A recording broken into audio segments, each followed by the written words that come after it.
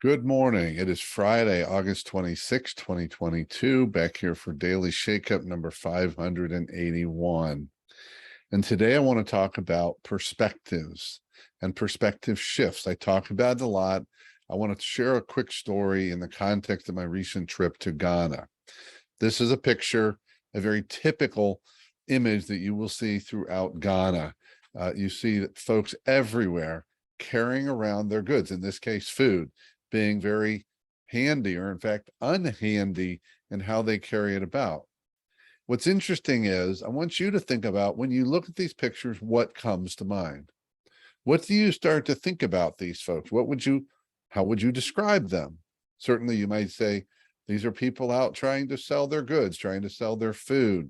They are people who are trying to get by. They are people who are, some people might say, struggling. They're selling on the street, right? Think about that. What do we think about people who sell on the street? Do we think highly of them? Do we have neutral thoughts about that? Let's be honest with ourselves.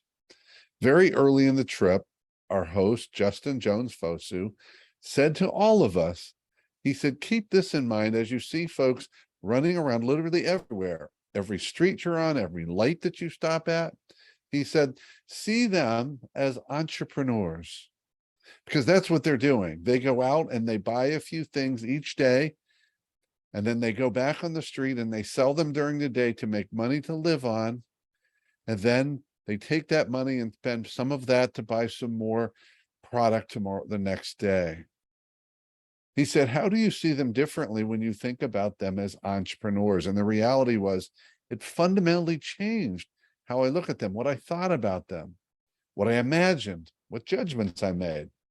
All it took was Justin shifting my perspective with a suggestion.